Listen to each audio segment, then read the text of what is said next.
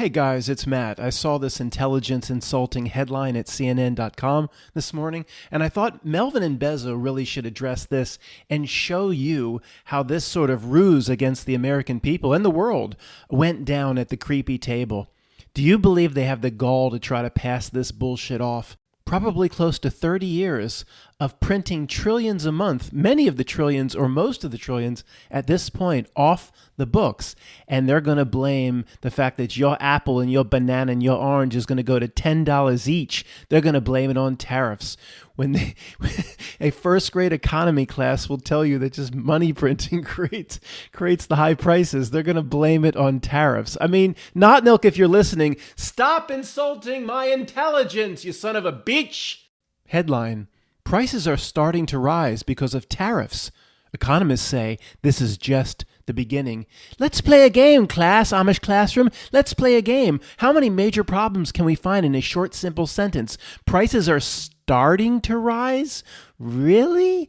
Go buy some ground beef or something in the grocery store, or take your family to the Texas Roadhouse. It's just a family of four. That'll be $180. Don't you have a half price for the kids? You said you had a half price. We did the half price for the kids, and it's still $180. This little baby barely ate anything. How do we get to $180? Well, you had 2 beers. What the? Prices are starting to rise? Go out to the Home Depot and buy a big pack of D batteries, some septic clean-out fluid, and a little lawnmower. You get to the counter and say, how would you like to finance this, sir? What do you mean, finance? Well, most people can't afford it. We have 6 months, same as cash. Then it goes to 3%, 5% financing. We have the 10-year plan. I think I can pay for this. How much is it? $4,000. For a lawnmower, a septic clean-out, and a pack of D batteries? $4,000? What financing plan? There's a whole line of people behind you, sir. We have to move you along or get out of line.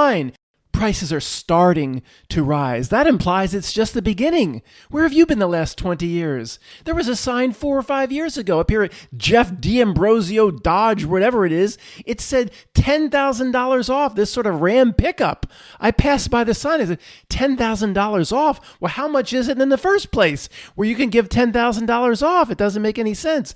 $10,000 off. Anyway, okay, guys, we have the advantage of the audio recording from Melvin and Bezo in a recent meeting that the Not Milk and its minions had at its creepy table in its vampiric lair. Hey, Bezo, how you been? Bezo, how much richer are you than me now? Bezo, oh, congratulations on being married and your wedding. Wait a second. How come I didn't get an invitation? Was that a mistake, Bezo? What was your wife's name again? Pedro Sanchez or something like that, Bezo? Oh, hi, Melvin. I see you're back on the invitation list to our secret meetings. And yes, of course your invitation to the wedding got lost in the mail. I sent you too. You didn't get either? Really? Oh, wow. What a mistake. And my wife's name, Melvin, is Lauren Sanchez Bezos, not Pedro Sanchez. That's a character from Napoleon Dynamite. Oh, yeah, I forgot. Napoleon Dynamite is one of my favorite movies. We should watch it together sometime, Bezos. But Bezo, you know what I'm going to ask you? How are we going to screw these people over this time, Bezo? What we got planned? Do we got something big planned, Bezo? Like a 7-Eleven in 2001 or a C the V at 20? What do we got planned? How are we going to screw them this time, Bezo?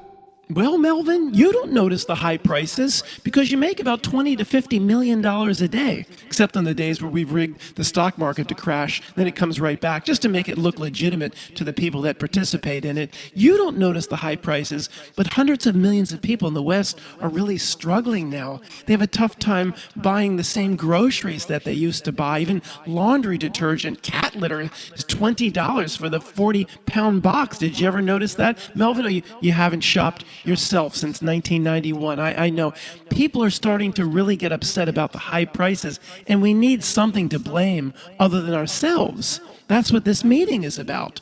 We're going to blame Donald Trump and his tariffs for the high prices. We're not going to blame the endless money printing that we've done for 30 years. What we're doing today, Melvin, is the final implementation of a basic bait-and-switch strategy. What? Bezo? What does this have to do with fishing? And bait and what? Sorry, Melvin, I thought you would understand. It's called bait and switch. It just means setting up the blame somewhere else other than the true cause of the blame, which is always us. Oh yeah, we're the true cause of the misery. I forgot. How come every time I go to the G7 conference, they throw eggs at me for some reason? Did you ever notice that, Bezo? These people should love me. I gave them the DOS prompt in Windows in the 90s. These are very ungrateful people, Bezo. I agree with you, Melvin, in a sense. And Henry Kissinger always talked about that, how these people should actually be grateful for how we manage these systems for them and their economy, and that everything would melt down if it wasn't for us and our interventions. I agree, Melvin. These people, these great unwashed, should be rather grateful if we ever truly told them all that we do for them. But we can never reveal how much we control everything. We have to keep that a secret, Melvin. I know it's a secret, Bezo. I'm doing a pretty good job keeping that secret. Bezo, do people still believe that I invented DOS in Windows? Daddy handed me the DOS prompt, and the people believe that I invented all that stuff. Do they still believe that, Bezo? Do they still love me? Well, Melvin, kind of. It's like a third, a third, and a third. A third of the population now in 2025 hates you, Melvin. Hold on. It's mostly good news, Melvin. Let me finish. Two-thirds still love you. About half of that, that's the 666. About half of that group think you're really interested in health and welfare and vaccines and helping people in Africa. Yeah, you fooled them into thinking you care about people's health. They still love you. And then about half of that group still believe you invented Windows and DOS and all the computer stuff from the 90s. They still believe you invented it when all they did was hand you a PlayStation. So I'm sorry, it's a third, a third, and a third. A third, I'm sorry, Melvin. They've seen through the ruse, and now they hate you. Oh, that's too bad, Bezo. I think if they got to know me, they'd really like me.